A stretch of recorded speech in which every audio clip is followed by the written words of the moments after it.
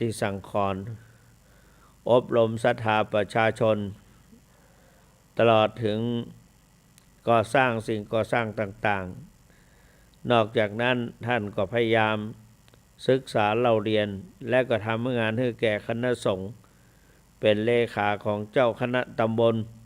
ภายในตำบลที่ท่านไปอยู่จากนั้นก็ได้มาเป็นเลขาเจ้าคณะอำเภอแม่แตง เมื่อเป็นเจ้าคณะอำเภอแม่แตงท่านก็ได้ขั้นเจ้าคณะอำเภอแม่แตงในอดีตนั้นได้ถึงแก่มรณภาพลงไปคณะสงฆ์อำเภอแม่แตงก็นิมนต์ท่านขึ้นเป็นรองดูเหมือนไม่ได้เป็นรองเจ้าคณะอำเภอสักกรรมขึ้นเป็นเจ้าคณะอำเภอเลยท่านก็พยายามทำดีพยายามสร้างโดยเฉพาะโครงการหมู่บ้านรักษาศีล5มีวิธีจะได้ท่านเก่งสามารถได้ประชากรได้เป็นมีลักษณ์มีฐานมีชื่อมีเสียงตามทะเบียนบ้าน เลขมีบัตรประจำตัวเรียบร้อยดูเมื่อว่าจะสมบูรณ์กว่าหลายอำเภอในครั้งนั้นเจ้าคุณสุวรรณเมธีได้ไปเทศบ่อยเวลามีการอบรมศรัทธาประชาชนก็นิมนต์ท่านเจ้าคุณพระสุวรรณเมธีไปเทศโครงการหมู่บ้านรักษาศีล5ดูมัน2 เตื้อ 3 เตื้อแต่ว่าคนเฮาทั้งหลายร่างกายก็เหมือนรถยนต์ร่างกายของคนเฮาเหมือนรถยนต์ถ้าบรรทุกนักบัดได้ยั้งได้จังคือครั้งแล้วครั้งเล่าวิ่งเทของลงแล้วก็วิ่งไปแล้วก็บรรทุกขาจะกลับไปก็บรรทุกจากนี้ไปขายตังปุ้นบรรทุกตังปุ้นมาขายตังเพอยู่อย่างนี้เรื่อยๆรถก็ย่อมพังไวฉันใดร่างกายของคนเราก็เหมือนกันมันก็ต้องมีการพักผ่อนท่านมีการทำงานนี้มาโดยตลอดแต่แล้วก็โรคภัยไข้เจ็บก็เกิดขึ้นมีคนมาถามเจ้าคุณว่าจะได้พระครูกัลยาณวัฒน์สุนทรหรือท่านไมตรีเนี่ยจะได้ถึงอายุบ่ยืนทำไมถึงมีโรคภัยไข้เจ็บมาเบียดเบียน ทำไมถึงอายุบ่ยืนก็เลยบอกว่าสาเหตุที่คนเฮาจะต้องอำพรากจากไปบอกว่าจะอยู่ในเพศใดภาวะใดการจากไปนั่นมันก็มีบริตลอดบัจจะรอถึงแม้ว่าเป็นเด็กเล็กลูกเล็กเด็กแดงบางคนคลอดออกมายังบ่ถึง7 วันหรือว่าคลอดออกมาแล้วก็เสียชีวิตไปเลยก็มีมากมายทำไมถึงอายุบ่ยืนที่โรงพยาบาลหรือว่าคลอดออกมาแล้วก็เสียชีวิตก่อนกำหนดตายในต้องก็มีหลายอย่างแต่ว่าเราท่านทั้งหลายได้อยู่มาจนถึงอายุ50-60อันนี้ก็นับว่าเป็นบุญที่เราได้สืบสารร่างกายถ้าทำร่างกายถือว่านาวา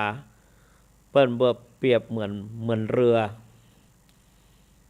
ความเป็นความตายมีคนเท่าเปิ้นเล่าให้ฟังว่าอุปมาเล่าให้ฟังว่ามีคนหนึ่ง ตกไปในเรือแตกว่ายอยู่ในน้ำว่ายน้ำไปจะจมน้ำจมแหล่มิจมแหล่พอดีก็เห็นซากศพลอยมาว่างั้นซากศพลอยมาก็พยายามกระเสือกกระสนเอาอกไปทาบกับซากศพนั่นแหละแล้วก็พยายามแหวกว่ายเข้าถึงฝั่งถ้ามีความพยายามจริงเขามีความพยายามจริงจึงถึงฝั่งได้อันนี้เป็นปริศนาธรรมนะปริศนาธรรมว่าวิญญาณของเราเนี่ยหรือดวงจิตของเราเนี่ยท่องเที่ยวไปในสังสารวัฏบางครั้งก็เกิดในที่ดีบางครั้งก็เกิดในอบายภูมินรกเปรตอสุรกายสัตว์เดรัจฉาน เมื่อเรามีมหากุศลมีศีลห้ามีมหากุศลเราก็ได้เกิดเป็นคนที่ว่าแหวกว่ายอยู่ในมหาสมุทรสายน้ำคือโอคะกามโมคะพระโวคะอวิโชคะเนี่ยเป็นเพราะอวิชชาเพราะกามแล้วก็อวิชชาแล้วก็จึงเราทำให้เราท่องเที่ยวไปในภพภูมิต่างๆถึง31ภพภูมิ 31ภพภูมิมีอย่างพ้อง1อบายภูมิ4อบายภูมิไม่มี4มีนรกเปรตอสุรกายสัตว์เดรัจฉานมนุษย์ภูมิเป็น5มนุษย์ภูมิเป็น5สวรรค์อีก6 5บวก6เป็นเท่าไหร่11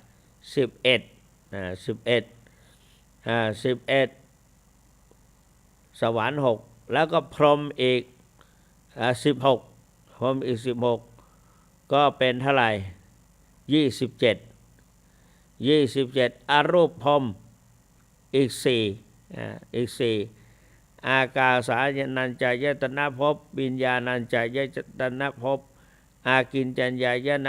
ตนะภพเนวสัญญานาสัญญายตนะภพก็เป็น31ภพภูมิ ท่องเที่ยวไปอยู่อย่างนี้แล้วแต่กรรมเป็นไปอำนาจของกรรมกรรมมุนาวัตติโลโกสัตว์โลกย่อมเป็นไปตามกรรมเวียนว่ายตายเกิดไอ้ที่มันที่เข้ามาเอาซากศพก็หมายความว่ามาสิงอยู่ในร่างมนุษย์ร่างมนุษย์เราเนี่ยร่างกายของคนเราเนี่ยคือร่างกายของเราแต่ละคนเนี่ยถ้าวิญญาณออกจากร่างก็กลายเป็นศพอย่างพระครูกัลยาณวัฒน์สุนทรนอนอยู่ในโรงศพนอนอยู่ในโรงศพบรรลุเรื่องยังเปิ้ลหนึ่งบอกว่าดุ้นฟืนฉุดโดอเปตวิญญาโน ดุดดุ้นฟืนที่เขาทิ้งไว้เพราะนั้นคนเขาทั้งหลายนั่นแหละสมัยแต่ก่อนถามว่าเวลาคนตายขึ้นมาเนี่ยจะเอาศพไว้ตะใดกี่วันครูบาอาจารย์เพิ่งก็ถามว่าขอนมีเห็ดก่อนขอนไม้ขอนมีเห็ดไหมแสดงว่าคนตายนั่นน่ะมีทรัพย์สมบัติไหมการเก็บศพไว้นานๆนี่มีทรัพย์สมบัติไหมแต่ว่าถ้าเป็นพระนี่ก็ทรัพย์สมบัติก็คือคุณความดีของท่านคุณความดีของท่านคุณความดีมีอะไรมีศีลธรรมกรรมฐานภาวนาการให้ท่านบวชเป็นพระเป็นสงฆ์ท่านก็ยึดอยู่ในคุณธรรมดูเหมือน10ประการนะคือเข่งคัดวินัยฝักใฝ่พรหมจรรย์ไม่เหหันหากิเลสธรรมสังเวชพิจารณาศรัทธาในพระรัตนตรัยรู้จักใช้ปัญญามีสัมมาสติมุ่งดำริหลุดพ้นนะ เนี่ยถ้ากบฏมาตามหลักของสังฆคุณอยู่4ประการพระสงฆ์จะต้องทำอยู่4ประการ1สุปฏิปันโนภควโตสาวกสังโฆสงฆ์สาวกของพระผู้มีพระภาคเจ้าปฏิบัติดีแล้วปฏิบัติดีไงก็อยู่ในกิจวัตรมีการสวดมนต์ภาวนาศึกษาเล่าเรียนภาคเพียรปฏิบัติสรรสัตย์สั่งสอนไม่สั่นคลอนศรัทธาภาวนาเป็นนิจมีภารกิจก็ปรึกษาปวงประชาไม่เหินห่างท่านก็ยึดมั่นเคร่งครัดวินัยมีวินัยต้องตั้งใจอยู่ในกฎมีวินัยต้องกำหนดสิ่งทั้งหลายมีวินัยต้องสุภาพไม่หยาบคายมีวินัยต้องทำลายสิ่งเลวทราม มีวินัยต้องรักเรื่องศักดิ์ศรีมีวินัยต้องทำดีคนไม่หยามมีวินัยต้องอุตสาห์พยายามมีวินัยต้องรักงามรักความดีนั้นพระสงฆ์จะต้องเคร่งครัดวินัยฝากไฟพรหมจรรย์เพศภาวะของความเป็นพระเนี่ยพระพุทธเจ้าว่าเธอจงเป็นภิกษุมาเถิดจงประพฤติเพื่อให้พรหมจรรย์ให้บริสุทธิ์บริบูรณ์เพื่อทำที่สุดแห่งทุกข์โดยชอบเวลาใครมาขอบวชพระพุทธเจ้าก็บอกว่าเธอจงมาเป็นภิกษุเถิดเพื่อทำที่สุดแห่งทุกข์อันนั้นพระนั้นก็ต้องทำพรหมจรรย์ให้บริสุทธิ์เหมือนสตรี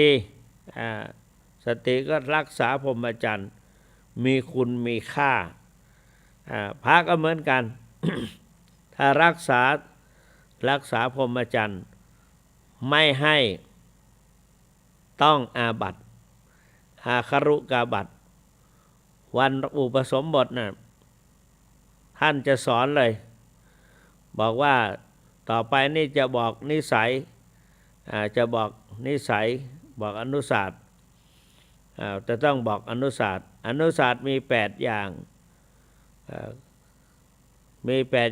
มีนิสัย4อาการณียกิจ4นิสัยนั้นเป็นปัจจัยเครื่องอาศัยของบรรพชิต 1. เที่ยวบิณฑบาตเป็นวัด 2. นุ่งห่มผ้าปังสุกุล 3. อยู่โคลนไม้เป็นวัดโคนไม้ไม่ใช่โคลนนี่ขี้ตมโคนไม้เป็นวัดหมายความว่าหมั่นสวดมนต์ภาวนาคนไม่ว่า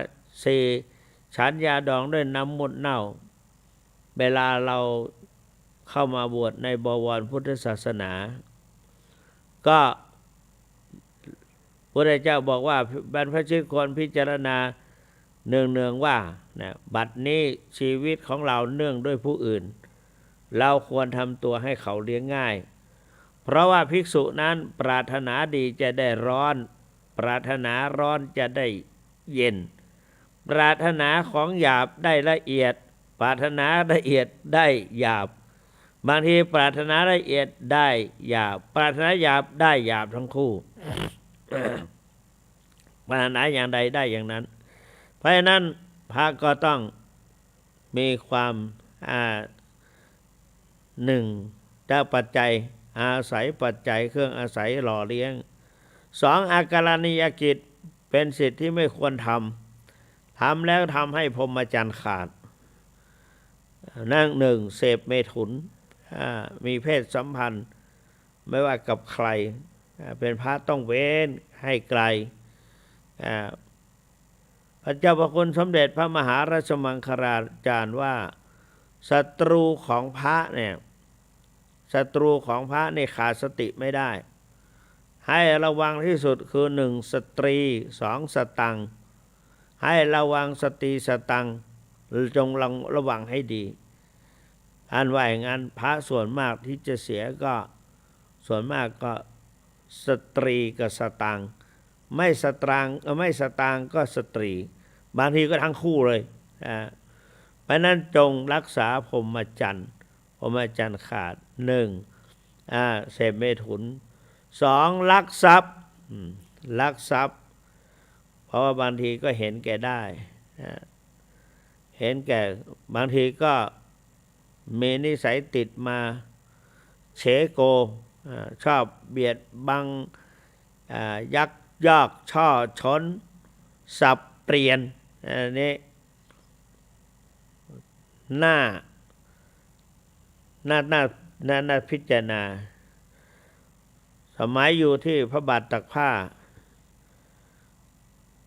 ครูบาวัดพระพุทธบาทตักผ้า มีคนไปขอทำเหรียญท่านบอกว่าไม่อยากจะทำแต่ว่ามีความจำเป็นก็ให้ทำแต่ไม่ให้ขายเพราะขายแล้วมันแพงทำแล้วต้นทุนเท่านั้นแต่ขายเรียวแพงก็ท่านก็บอกไม่อยากให้ขาย นี่พอดีก็ค้าของข้างก็คิดถึงพระวินัยคิดถึงพระวินัยได้ของมาจำนวนราคาน้อยๆไปขายในราคาแพงๆก็กลัวว่าจะเป็นสื่อทำให้ศีลขาดวัดแตกประการที่3ฆ่ามนุษย์ฆ่าคนเป็นพระนี่เป็นที่ไว้ใจของประชาชนเป็นที่ไว้ใจของประชาชนบางทีอยู่ดีๆหาเรื่องให้พระขาดจากความเป็นพระได้เคยหลายครั้งละญาติผู้ใหญ่เขาอยู่โรงพยาบาลหมอก็บอกว่าแล้วแต่นะที่ท่านนอนเขมวเนี่ยก็เพียงแต่ใช้เครื่องหายใจเขาช่วยถอดหรือว่าดึงสายหายใจเครื่องช่วยหายใจออกก็ดับหมอว่าอย่างนี้ให้ไปคิดเอาถ้าพร้อมจะให้ถอดก็จะถอดลูกก็กลัวถ้าเขินไปถอดคนก็จะตราหน้าว่าเป็นอกตัญญูอยากได้ทรัพย์สมบัติเขาทั้งที่ส่วนหนึ่งก็สงสารอยู่ก็ทรมานตอนนี้ท่านทรมานท่านเจ็บท่านทรมานแต่ถ้าปล่อยไว้ก็ยังเห็นท่านก็จะเห็นท่านป่วยอยู่อย่างเงี้ยแต่ถ้าดึงสายท่านก็ต้องหลับไปเลยคือดับไปเลยขาดจากความเป็นมนุษย์เลยหรือว่าต้องตายพระชาวบ้านก็ลูกหลานก็ไม่รู้จะปรึกษาใครปรึกษาคนนั้นคนนี้ก็แล้วแต่เด้นี่พ่อของแกแม่ของแกพ่อของคุณแม่ของคุณจะไม่ถามพวกเราไม่ได้ถามพี่ถามน้องดิหมู่น้องๆก็เอาท่านว่าเอาละดิเอาตุ๊ปี้ว่าเป็นพระแต่เผอิญพ่อของเราไม่ได้เป็นอย่างนั้นพ่อของเราไม่ได้ใส่สายพ่อของเราไปแบบสบายๆแม่ก็ไปเราก็ไม่เห็นว่าแม่ไปหัวใจล้มเหลวโดยเฉียบพลันแต่ข้อสำคัญก็คือคนที่ใกล้ชิดนับถือเราจะปรึกษากับใครๆก็ไม่ปรึกษามาปรึกษากับเจ้าคุณพระสุวรรณเมธีอย่างเงี้ยและเขาก็เล่าให้ว่าคุณหมอบอกว่าถ้าให้ท่านอยู่ในสภาพเช่นนี้ท่านก็ทรมานท่านก็เจ็บแต่ถ้าช่วยดึงท่านก็จะพ้นจากความทรมานลูกหลานตัดสินใจไม่ได้เลยให้หลวงพ่อเจ้าคุณช่วยตัดสินใจให้ช่วยพิจารณาแล้วเราก็ต้องนึกถึง3ฆ่ามนุษย์ฆ่ามนุษย์แกล้งฆ่ามนุษย์ให้ตายพอเขาตายจริงๆเราก็ขาดจากความเป็นพระทันทีทันใดเห็นไหม ข้อที่4อวดอุตริมนุสธรรมธรรมที่ไม่มีในตัวในตนคุณธรรมอันยอดเยี่ยมเมื่อคุณธรรมอันพิเศษซึ่งไม่มีในตัวไม่มีในตนแต่อยากให้จะแล้วแต่ว่าจะอยากในท่าไหนต้องการสิ่งไหนต้องการให้เขาเชื่อและเลื่อมใสเพื่อจะได้น้อมสักการะมาให้ตนเองหรือเพื่อจะสร้างความสะดวกให้แก่ตนเองหรือส่วนรวมที่ตนเองรับผิดชอบ นึกในใจขอโทษเอาละวะเนี่ยเรานั่งกรรมฐานภาวนาเกิดสภาวะธรรมอาจจะเอาไปคุยกับญาติโยมอันนี้คืออันนี้อันนี้คืออันนี้ญาติโยมพระเดชพระคุณนะหลวงปู่ทองบอกว่าอุปกิเลสที่ทำให้จิตใจเศร้าหมองของวิปัสสนาทำให้จิตใจไม่สามารถจะหลุดพ้นเวียนว่ายตายเกิดในวัฏสงสาร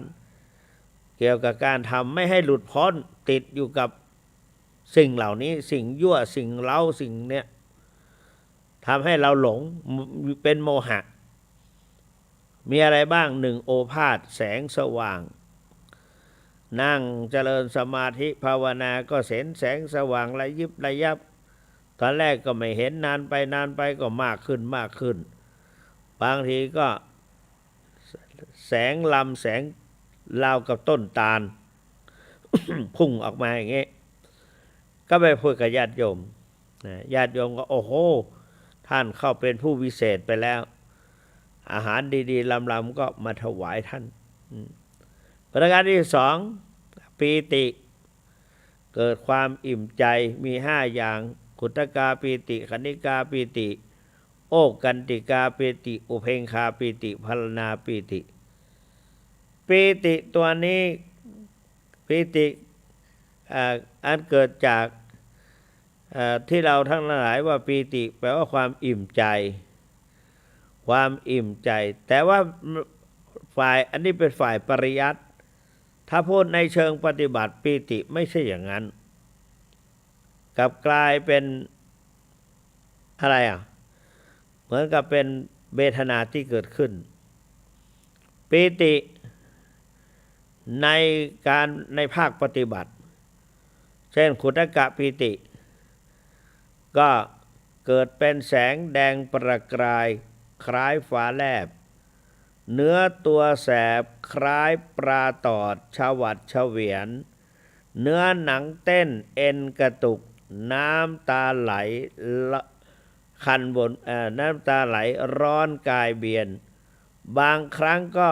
คันวนเวียนบนหน้าตาหรือบนใบหน้าเนี่ยนี่อันเนี้ยเป็นขุทกาปิติคันธิกาปิติก็ไปอีกอย่างหนึ่งเป็นอันนี้เป็นคันธิกาปิติถ้าขุทกาปิติก็ขนลุกตั้งหนังหัวพองระคายผิวดังต้องด้วยปลายเข็มใจสั่นรัวน้ำตาไหลออกมาเองบางครั้งศีรษะก็ตึงมึนซึมคล้ายเป็นลมหรือวิงเวียนอันนี้ขุทกาปิติว่าที่จบไปข้างก่อนนั้นเป็นคันธิกาปิติพอโอกันติกาปิติโอกันติกาเนื้อตัวพองกายเบาคล้ายลอยขึ้นศีรษะหมุนปาก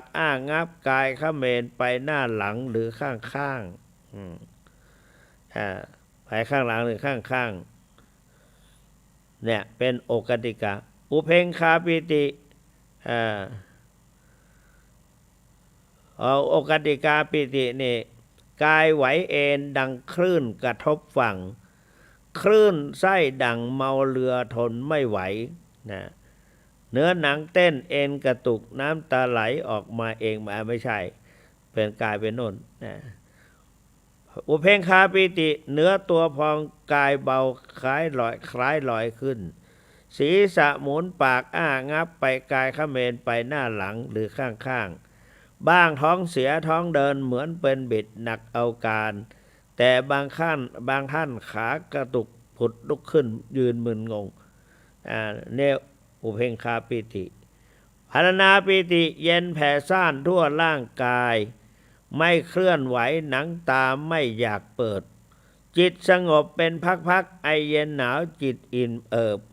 สีครามเขียวมรกตปรากฏในตาอันนี้เป็นภาคปฏิบัติ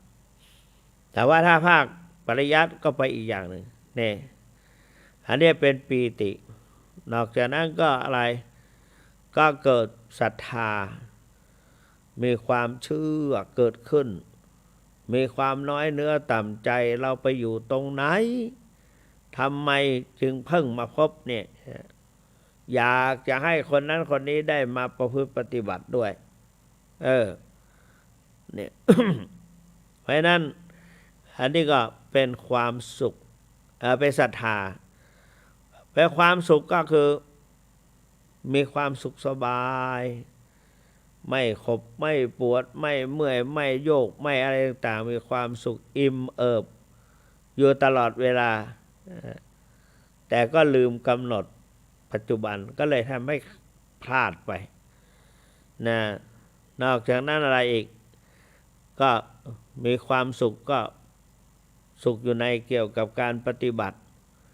ไม่อยากออกง่ายแม้แต่สัญญาณระฆังหมดแล้วก็นั่งกำหนดกำหนดวิปัสสนา บางครั้งเราก็สมัยก่อนตอนหลวงปู่ยังมีชีวิตอยู่สัญญาณหมดเวลาดังติดติดติดติดติดปู่ก็นั่งใช้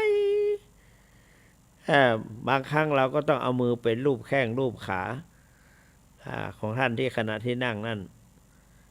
ข้างก็ออกจากกรรมฐานเนี่ยเขาเรียกว่าติดความสุขความสุขแล้วก็อีกตัวหนึ่งก็คือปัสสัทธิแปลว่าความสงบกายและอารมณ์ที่เกิดขึ้นนะร่างกายก็สงบแต่บางครั้งก็มีสิ่งที่แปลกๆเกิดขึ้นในสภาวะธรรมในด้านภาคปฏิบัติจะต้องปฏิบัติดูว่าอย่างนี้งี้เดี๋ยวครูบาอาจารย์ก็บอกให้นี่เป็นลักษณะของปัสสัทธิความสงบใจและอารมณ์แล้วก็อีกอันหนึ่งอะไร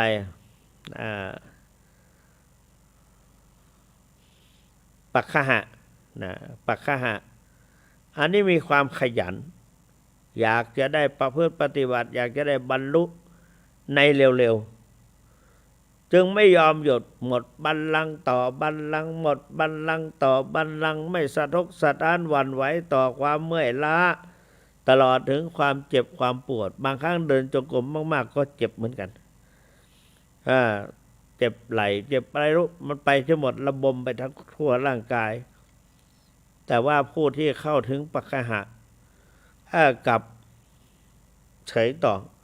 เพราะมีความไม่ประหวั่นพรั่นพรึงต่อความเจ็บไข้ได้ป่วยก็กำหนดก็รู้สึกว่ามีความกระตือรือร้นอุปทานอุปทานอันนี้ก็มีสติมากเกินไปมีสติตั้งมั่นกำหนดได้ตลอดเวลาถูกอารมณ์ถูกธรรมถูกวินัยก็แต่ว่าลืมกำหนดปัจจุบันลืมกำหนดปัจจุบันทีนี้เนี่ยอันนี้เป็นลักษณะของภาคปฏิบัติญาณะข้อที่8เกิดญาณะขึ้นรู้อย่างให้เจ้าคุณว่าเนี่ยทำอย่างนี้ต้องเป็นอยู่ในระดับนี้ไปอย่างนี้ต้องอยู่ในระดับนี้วิจารณ์ตัวเองเสร็จว่าเราได้บรรลุถึงขั้นนั้นขั้นนี้เลยเกิดความเพลินเพราะสุดท้ายโมหะครอบงำเป็นอันว่าไม่ต้องพูดแล้วเนี่ยอันนี้ญาณะเสียเวลาและบางทีก็เกิดอุเบกขาตัวที่9สภาวะธรรมเกิดขึ้นแล้วก็เฉยไม่กำหนดเพียงแต่รู้แต่ไม่กำหนดก็เหมือนกับคนขึ้นบ้านเราคนผ่านหน้าบ้านหน้าอะไรเรารู้ว่าเป็นคนนั้นแต่เราไม่ทักเขาก็ไม่ได้สนใจเราไปใช่เลยนะแต่ถ้าทักก็เหมือนว่ากำหนดสภาวะธรรมก็เนี่ยก็คืออุปมาเปรียบเทียบอุเบกขาแล้วก็ลืมกำหนดปัจจุบันสุดท้ายก็คือนิกันติชอบฟังหูหูเนี่ยตะแคงหาเขาว่าคนนั้นคนนี้ได้อะไรบ้างเขาพูดเรื่องอะไรเสร็จเรียบร้อยก็เอามาปรุงแต่งในจิตใจตัวเองมาปรุงแต่งอันนี้เกิดความเกี่ยวกับการประพฤติปฏิบัติ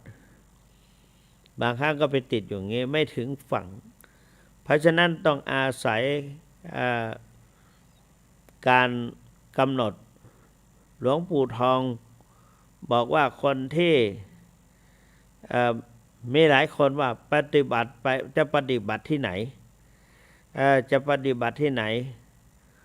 หลวงปู่ก็บอกว่าปฏิบัติที่ศีลสมาธิปัญญาศีลสมาธิปัญญาทีนี้มาฟังความหลวงปู่ทองว่าการที่เราใช้จิตมาคอยกำหนดเช่นกำหนดเดินจงกรมใช้กำหนดว่าขวาย่างหนอช้า ว่าขวาที่เราตั้งใจยกขึ้นจิตที่ไปคอยไปประครับประคองให้เท้ายกขึ้นอันนั้นเป็นตัวศีลจิตที่แนบแน่นอยู่กับการยกขึ้นเคลื่อนไปแล้วก็วางลงกระทบถึงพื้นเย็นร้อนอ่อนแข็งรู้อันนี้เป็นตัวสมาธิตัวที่เข้าไปรับรู้อาการเคลื่อนไหวตลอดถึงอารมณ์ที่ชอบใจไม่ชอบใจและกำหนดได้หรือไม่กำหนดได้อันนี้ก็เป็นนี่แหละคือเป็นตัวปัญญารู้เท่าทันกับสภาวะปัจจุบันพอได้สภาวะปัจจุบันก็หมายความว่าได้อริยมรรคมีองค์8เข้าไปเต็มที่เพราะนั้นนี่ก็คุยให้ฟังทีนี้มาพูดถึงเมื่อกี้พูดถึงพรหมจรรย์ว่าต้องพยายามรักษาพรหมจรรย์ไม่ให้โดยเฉพาะอย่างยิ่งต้องมีสติให้มากไม่ให้เผลอถ้าเผลอไปอาจจะเป็นเครื่องมือคนอื่นได้นะเพราะนั้นอันตรายพรหมจรรย์ฉีกขาดพรหมจรรย์ขาดไปเลยเพราะนั้นอันนี้ก็คือรักษาพรหมจรรย์นะคือตั้งใจอะไรเคร่งครัดวินัยฝักใฝ่พรหมจรรย์คือพยายามรักษาพรหมจรรย์ความเป็นพระของเราไม่ให้บอบบางนะเคร่งครัดวินัยฝักใฝ่พรหมจรรย์ไม่เหหันหากิเลสโดยพิจารณาอสุภะเป็นอารมณ์ไปพิจารณาอสุภะเช่นกสิณ10หรือ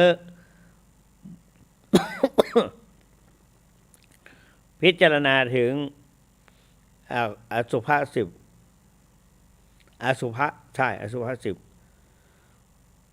ร่างกายคิดพิจารณาร่างศพสมัยก่อนจึงแนะนำให้ครูบาอาจารย์แนะนำให้ไปพิจารณาเวลาเขาเปิดโรงศพฝาโรงศพให้เราไปดูแต่เมื่อก่อนตอนแรกๆเป็นสามเณรก็ติดหูติดตามาทำนอนไม่หลับเหมือนกับซากศพเหมือนกับอะไรต่างมานอนอยู่ข้างๆทำให้ไม่สบายใจนอนไม่หลับต่อมาแล้วจิตใจชนะตนเองขึ้นมาไปดูตอนนี้เพื่อให้เห็นอสุภะพิจารณาซากศพวันแรกอย่าเพิ่งไปพิจารณาวันที่2หรือที่3ใบหน้าจะเขียวใบหน้าจะเขียวใบหน้าศพเขียวจริงๆนะเขียวแล้วก็การเจริญกรรมฐานว่าวินีละกังวินีละกังวินีละกังจากนั้นก็ดูตามช่องหูช่องตาทวารต่างน้ำเหลืองน้ำหนองจะไหลออกมาเราก็พิจารณาว่าวิปุพพกังวิปุพพกังวิปุพพกังตอนแรกพิจารณาความสีเขียวแล้วก็เนื้อหนังมันพองก็ว่าอุทุมาตะกังอุทุมาตะกังร่างศพนั้นมันพองอุทุมาตะกังอุทุมาตะกังซากศพที่มีสีเขียวก็วินีละกังวินีละกังแล้วก็น้ำเหลืองน้ำหนองไหลออกจากทวารต่างๆช่องหูช่องปากช่องจมูกก็พิจารณาว่าวิปุพพกังวิปุพพกังไปดูที่ฝ่ามือฝ่าเท้าคนเรานี่ถ้าตายไปหลายวัน 3-4-5 วันขึ้นมาเนี่ยฝ่าสมัยก่อนนะนิ้วมือจะหลุดออกจากฝ่ามือก็ให้ไปพิจารณาว่าวิชิตทกังชิตทะแปลว่าขาดวิชิตทกังวิชิตทกังวิชิตทกังขาดเป็นชิ้นพิจารณาอย่างนี้วิชิตทกังวิชิตทกังจากนั้นก็พ พิจารณาไปถึงไหนละวิชิตกังฝ่ามือขาดนิ้วมือหลุดออกไปจากนั้นก็ศพที่อยู่ในป่าช้าถ้าไม่ได้รักษาดีก็จะมีสัตว์แกะแทะเล็มกัดนั่นนดกัดนี่หน่อยเป็นรอยเขี้ยวเวอะหวะหมดเลยพระก็ไปพิจารณาซากศพที่ถูกรอยเขี้ยวกัดสัตว์กัดเราก็กำหนดว่าวิขายิตกังวิขายิตกังวิขายิตกังซากศพมีรอยถูกสัตว์กัดแทะเงี้ยอันนั้นก็ให้พิจารณาอะไรอีกในขณะที่สัปเหร่อยกขึ้นสู่เชิงตะกอนเพื่อเผาให้ไหม้ไวเขาจะใช้มีดสับเฉาะเพื่อจะให้ไฟได้ไหม้ที่ทั่วถึงเราก็พิจารณาว่าหะตะขิตกังหะตะขิตกังบางคนก็มีเลือดไหลออกมาพระเราก็พิจารณาว่าโลหิตกังโลหิตกังโลหิตกังจนถึงพิจารณาซากศพที่อยู่ในป่าช้าไม่ได้ดูแลให้ดีแมลงวันก็มาวางไข่กลายเป็นตัวหนอนเน่าเต็มตัวปัจจุบันมีนะถ้าลองเข้าดู Google ขอดูซากศพหมู่หนอนกำลังซ่อนใส่ซากศพหมู่หนอนที่หมู่หนอนซ่อนใส่ก็จะเห็นเลยไม่รู้เขาไปถ่ายมาจากไหนทำให้กินข้าวไม่ได้เองเรียกว่าหมู่หนอนนี่ปุรุวกะแปลว่าหมู่หนอนเราก็พิจารณาว่าปุรุวกังมองเห็นหนอนซ่อนใส่ตามซากสรีระจนถึงเหลือแต่โครงกระดูกให้พระเราคิดว่าอัฐิกังนอกจากนั้นเหลือแต่กระดูกและอัฐิกังนอกจากนั้นมาพิจารณาถึงกายาคตาสติพิจารณาเข้ามาถึงร่างกายตัวเองหลวงปู่ครูบาพรหมมาท่านพูดเพราะนะท่านว่าซากศพนี่เมื่อแต่ก่อนอ้อนมามันก็เป็นคนอย่างเรานี่แหละแต่บัดนี้มันตายกลายเป็นศพสังขารนี่เนาะอันหนึ่งเมื่อเขาก็ว่าเมื่อก่อนก่อนที่มันจะตายนะมันเป็นคนก็เป็นอย่างเรานี่แหละแต่ตอนนี้พิจารณาเราเข้าไปสู่ในอารมณ์กรรมฐาน10แล้วว่าตัวเราก็เหมือนกันไม่ช้าไม่นานก็จะเหมือนซากศพนี่แหละสรุปแล้วกับปัญหานี้แก้คนที่ราคะจริตด้วยกรรมฐาน11ข้อที่ว่าไปนะอันนี้นะคือรักษาพรหมจรรย์ไม่เหหันหากิเลสคือไม่ติดในรูปเสียงกลิ่นรสโผฏฐัพพะโดยเฉพาะเพศตรงกันข้ามเนี่ยเข่งคัดวินัยฝักใฝ่พรหมจรรย์ไม่เหหันหากิเลสก็จะเกิดความสังเวชพิจารณามุ่งมั่นเข้ามาสู่พระรัตนตรัยนึกถึงคุณของพระรัตนตรัยยึดมั่นในพระรัตนตรัยไม่เหหันในเกศธรรมสังเวชพิจารณาศรัทธานในพระรู้จักใช้เหตุใช้ผลก็มาจากเหตุอันนี้มาจากผลอันนี้รู้จักว่าใช้เหตุผลรู้จักใช้ปัญญารู้จักใช้ปัญญาพยายามใช้ปัญญาพิจารณาใคร่ครวญด้วยปัญญาใคร่ครวญมีสัมมาสติระลึกชอบ คือพยายามเจริญกรรมฐานวิปัสสนาในแนวสติปัฏฐานสี่กายเวทนาจิตธรรมกำหนดปัจจุบันให้ได้กำหนดอย่างต่อเนื่องกำหนดให้ได้องค์คุณสาม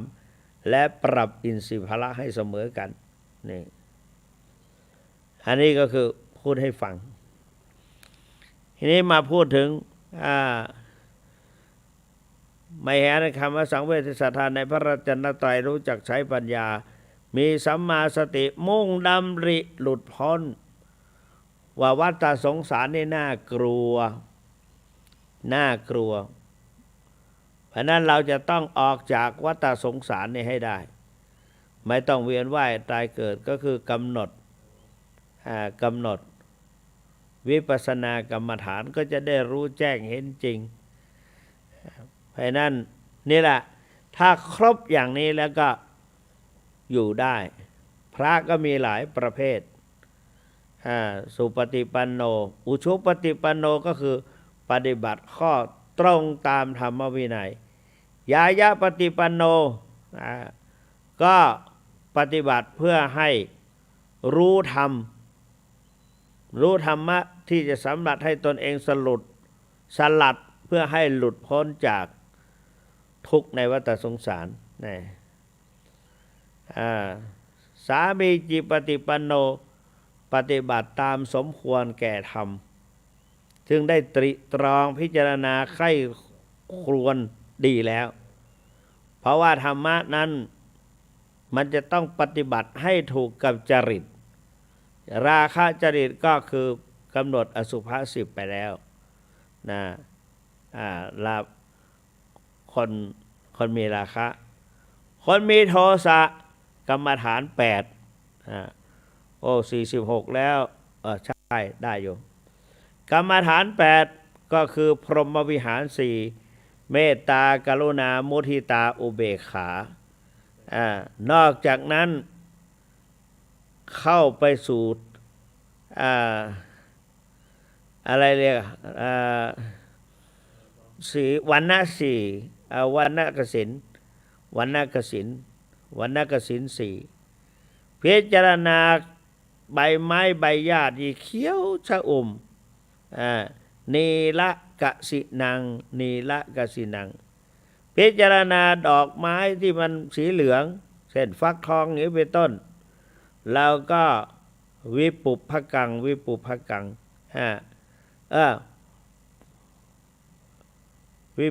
นี่มันหนองน้ำหนองปีตะกสินังสีเหลืองปีตะกสินังจากนั้นก็มาดูสีแดงไปดูแตงโมก็ได้ผ่าแตงโมดูพิจารณาแตงโมโลหิตกังโลหิกสินังโลหิตกสินังโลหิตจากนั้นก็พิจารณาสีขาวโอทาตกสินังโอทาเรสามารถแก้ความโกรธได้ดีแก้ความโกรธบรรเทาความโกรธส่วนโมหะและวิตกหายใจเข้าหายใจออกหรือพิจารณาลมอัศสาสะปัสสาสะพิจารณาต่อกันนานๆโมหะจริตและวิตกจริตจะเบาบางและก็เสื่อมสลายหายไปจากใจนี่เป็นกรรมฐานที่เหมาะแก่กับจริตและนอกจากนั้นมีอีกหลายอย่างศรัทธาจริตก็มีกรรมฐาน6อย่างนี่ทีนี้มาพูดถึง เมื่อบวชมาแล้วเนี่ยรักษาพรหมจรรย์เคร่งครัดวินัยฝักใฝ่พรหมจรรย์ไม่เหหันหากิเลสธรรมสังเวชพิจารณาศรัทธาในพระรัตนตรัยรู้จักใช้ปัญญามีสัมมาสติมุ่งดำริหลุดพ้นประพฤติตนด้วยการสำรวมกายเยนะสังวโรสาธุสำรวมกายเป็นสิ่งที่ดีวาจายะสังวโรสาธุยิ่งสำรวมคำพูดคำอะไรก็เป็นสิ่งที่ดีมนาสาสังวโรสาธุสำรวมจิตสำรวมใจมโนปุพังคมาธรรมามโนเศรษฐามโนมยา สภาวะธรรมทั้งหลายมีใจเป็นหัวหน้ามีใจประเสริฐที่สุดมีสำเร็จแล้วเพราะใจเนี่ยถ้าจิตใจฝักใฝ่ในอกุศลทุกข์ก็จะติดตามตนไปตลอดสัมปรายภพเปรียบดังล้อเกวียนตามเท้าโคไปตามก้นโคไปฉะนั้นว่างั้นเพราะนั้นอันนี้ก็คือใจหรือจิตเป็นสิ่งสำคัญจิตนั้นท่องเที่ยวไปในวัฏสงสารเพราะนั้นก็พิจารณาว่ากามมุนาวัตติโลโกหรือว่าจิตเตนะดิติโลโกสัตว์โลกอันจิตย่อมนำไปจิตไปท่องเที่ยวไปในวัฏสงสารเหลือ10 นาที 0817830215 ไม่ทราบว่ายังมีใครฟังเจ้าคุณบ้างหรือเปล่าเพราะว่าเจ้าคุณก็เกือบจะมาอู้ไปได้ขั้นลับวันนี้ทางวัดพระธาตุเจ้าจอมทองวันศีลทุกวันศีลจะต้องมีการเวียนเทียนรอบพระทักษิณโมลีธาตุแสดงความเคารพเวียนเทียนรอบเกือบจะบัดจอดมาครบ3 รอบพยายามอดทนเอาสร้างความศรัทธาต่อองค์พระธาตุเพราะว่าเคยไปทัศนศึกษาประเทศพม่าผู้นำทัวร์พาไปกราบสถานที่ต่างๆแล้วก็ไปล้างหน้าพระพุทธรูปเอาใช้บัตโซเนี่ยล้างแล้วก็เก็บมากันอยู่เก็บมาใส่ขวดมานี่ก็คือเราอยู่ใกล้พระทักษิณโมลีธาตุพระทักษิณโมลีธาตุเราก็ได้กราบได้ไหว้คนอื่นเขาก็มาไหว้แต่เพราะนั้นเหลืออีก5 นาที081เหลือ9 นาทีดิ9 นาที0817830215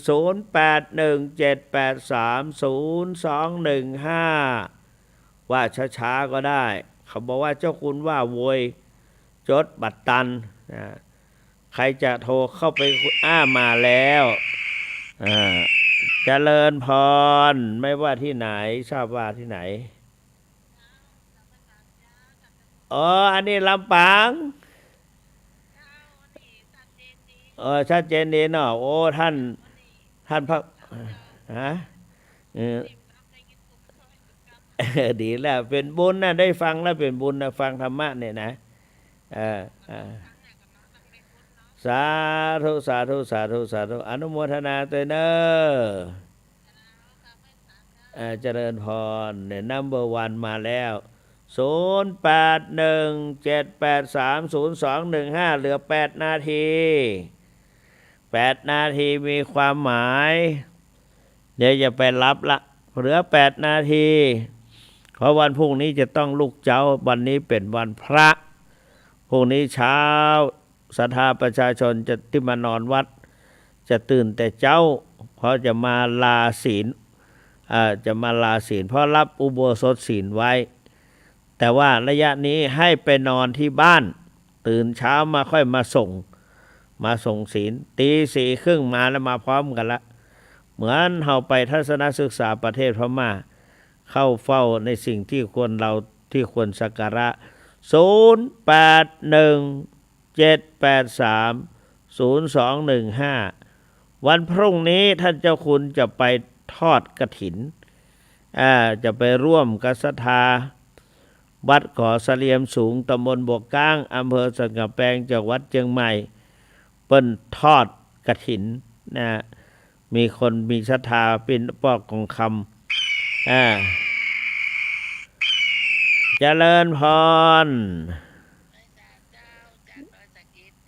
จากดอยสะเก็ดสาธุสาธุสาธุเรือแถม7 นาทีเจริญพรเนอ081783เจริญพรโทรจากไหนเอ่ยสลับปีหนองแฝกสาธุสาธุสาธุสาธุเจริญพรครับเจริญพรขอบคุณมากอายุวันโนสุขังพลัง 0817830215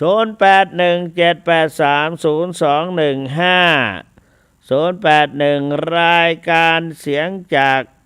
เสียงธรรมะจากพระสุวรรณเมธี081เดือแถม6 นาทีดอยสะเก็ดก็มาแล้วสารปีก็มาแล้วลำปางก็มาแล้วนะแจ้ซ้อนลำปางเพื่อนท่าฟังแต่นะขอขอบคุณและอนุโมทนามีใครเอกโทรเข้ามาเหลือแถม5 นาทีบ่ได้ก็เดี๋ยวจะได้เปิดให้ศรัทธาญาติโยมได้พักผ่อนกันละต้องขอขอบคุณศรัทธาญาติโยมที่คอยรับฟังนับว่าเป็นเกียรติอย่างยิ่งครูบาอาจารย์ทั้งหลายก็เหมือนกัน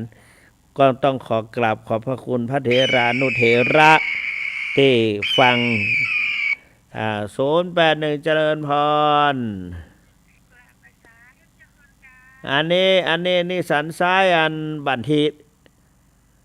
สันซ้ายบันทินะเจริญพรดีละคุณยองเขาต้องฟังคุณยองสนับสนุนคุณยองเนาะ อายุวันโนสุขังปะลังเนอมีคนโทรเข้ามาละกดปิดกรรมคนโทรเข้ามาเนี่ย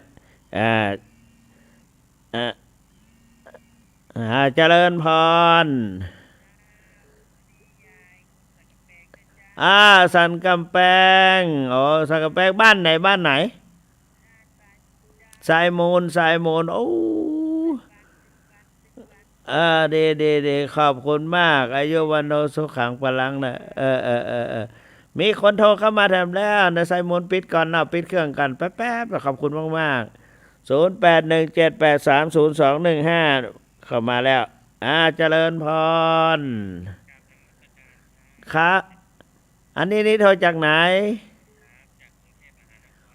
โอ้โหจากกรุงเทพเลยเหรอไปถึงกรุงเทพเลยเหรอวัดไหนหรือเป็นบ้านชิโนรสารามโอ้ขอบพระคุณมากเป็นพระเนาะเป็นเนนสามเณรดีมากโอ้โหค่ะ